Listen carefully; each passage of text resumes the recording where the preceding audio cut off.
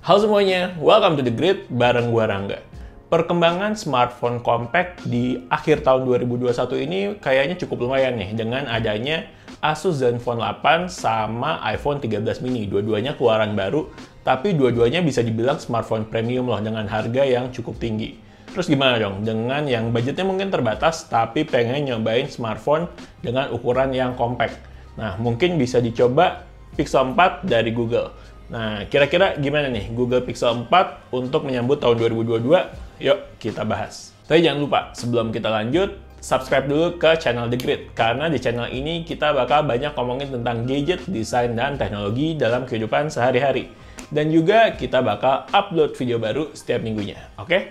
Sekarang kita lanjut bahas Google Pixel 4. Pertama, seperti biasa, kita bahas desain dan build quality-nya dulu ya. Nah, gue udah pernah bahas Google Pixel 4 XL. Kalau belum pernah nonton videonya, bisa tonton di sini. Nah, secara desain sebenarnya Google Pixel 4 ini sama persis dengan Google Pixel 4 XL. Yang beda adalah hanya di ukurannya. Kalau di Google Pixel 4 XL itu ukuran layarnya 6,2 inch, untuk di Google Pixel 4 biasa ini ukurannya 5,7 inch. Terus yang waktu Google Pixel 4 XL itu gue ambil warna yang so orange, sekarang Pixel 4 gue coba ambil yang warna clearly white. Setelah dilihat-lihat, gue kayaknya lebih suka nih dengan warna yang clearly white ini karena lebih kelihatan clean dan gue suka nih tombolnya itu warnanya orange. Jadi terlihat kontras sama backdoor putih sama bezel warna hitamnya. Ini ngingetin juga sama desain Google Pixel 2 XL yang warna panda karena kombinasi warnanya sama nih, putih, hitam dengan sentuhan orange. Kombinasi warna putih matte di bagian belakang, kemudian hitam matte di bezel, dan tombol power berwarna orange ini bikin Pixel 4 kelihatan unik, lebih berkarakter, dan jadi lebih kontras menurut gue. Untuk build quality-nya sendiri, menurut gue Pixel 4 ini oke banget. Backdoor-nya dengan material frosted glass dengan finishing matte bikin bagian belakang Pixel 4 ini terlihat smooth dan enak banget buat dipegang. Bezel sampingnya dengan material aluminium dengan finishingnya tuh matte juga. Nah, ini bikin kesan premium. Kemudian buat di sisi depan, feel-nya sih masih tetap sama nih dengan Pixel 4 XL.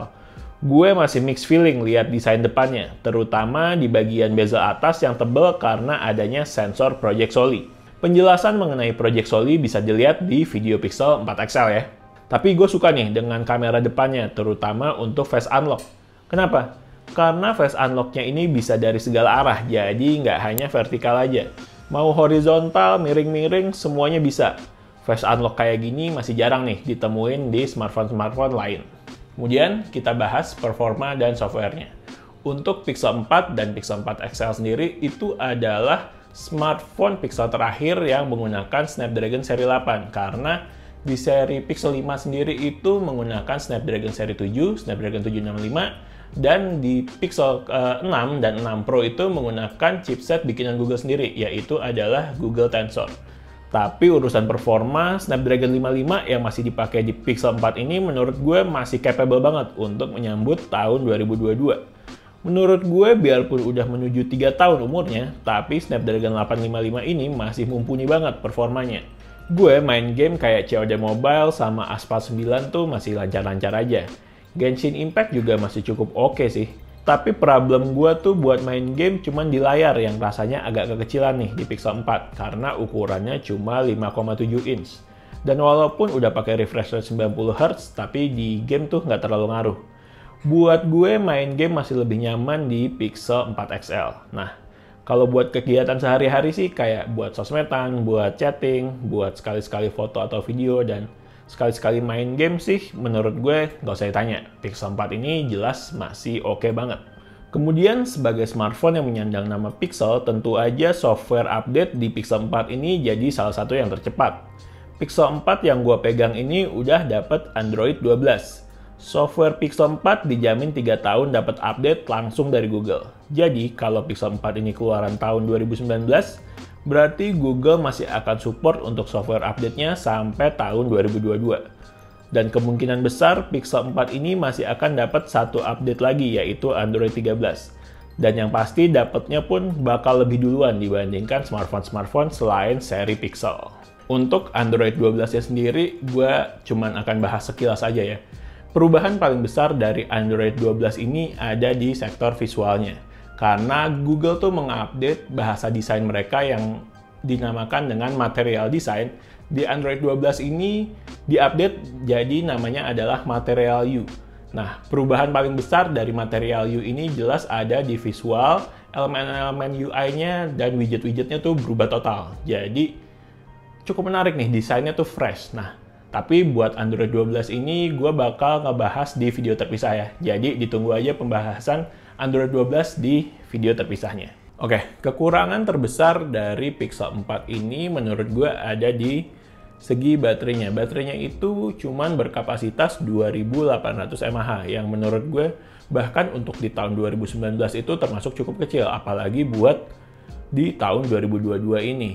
Baterainya sendiri untuk pemakaian harian paling untuk sosmed, buat chatting, kadang-kadang main game, kadang-kadang foto-foto, itu dari pagi, sore lah kira-kira di jam 4, jam 5 tuh udah bakalan habis. Jadi kalau mau pakai Pixel 4 ini untuk pergi-pergi, saran gue siap-siap bawa power bank.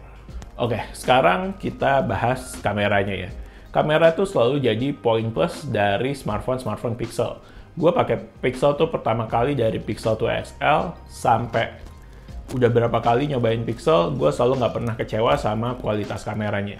Untuk Pixel 4 ini menggunakan konfigurasi lensa utama 12,2 megapiksel dan lensa telefoto 16 megapiksel. Sayangnya belum punya lensa ultrawide, jadi adanya cuma lensa telefoto doang. Sementara untuk di seri-seri selanjutnya itu udah pakai lensa ultrawide. Di sini masih pakai telefoto. Terus kualitasnya gimana? Nah, untuk kualitas foto dan videonya, yuk langsung kita lihat sampel-sampel foto dan video dari Pixel 4 ini.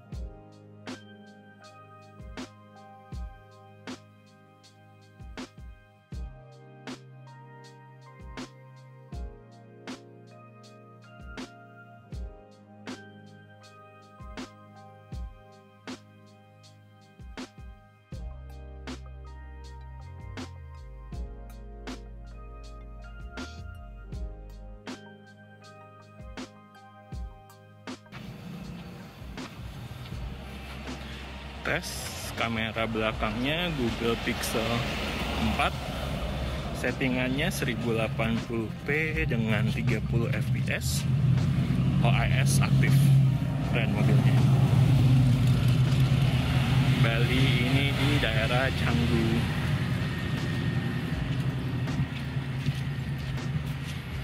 Oke, kita menuju ke restoran Milk and Madu lagi jalan.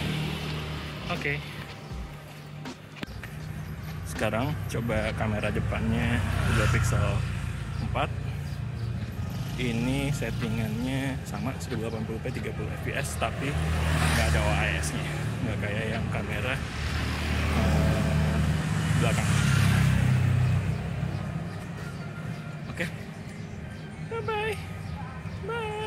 saja. Overall, gimana dengan Pixel 4 ini? Menurut gue, Pixel 4 ini adalah smartphone yang masih layak buat dicoba di tahun 2022. Kenapa? Karena secara desain menurut gue masih keren, nggak malu-maluin, dan kelihatan beda dibandingkan smartphone-smartphone lain. Kemudian performanya bisa dibilang masih cukup oke dengan Snapdragon 855. Lalu software update-nya masih dijamin sama Google sampai paling nggak 1 tahun ke depan.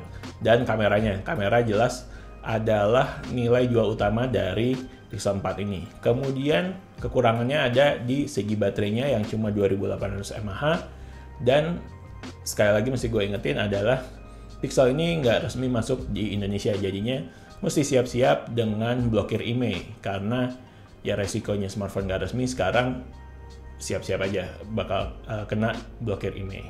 Gue beli Pixel 4 ini di harga range 3-4 jutaan. Gue beli di kepala 3 tapi udah mungkin hampir-hampir menuju ke 4 juta.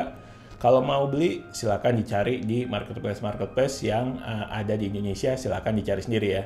Oke, sekian video dari The Grid. Jangan lupa buat subscribe ke channel The Grid, like videonya kalau emang suka, dan follow Instagram kita juga di thegridco.id. Oke, The Grid sign out. Bye.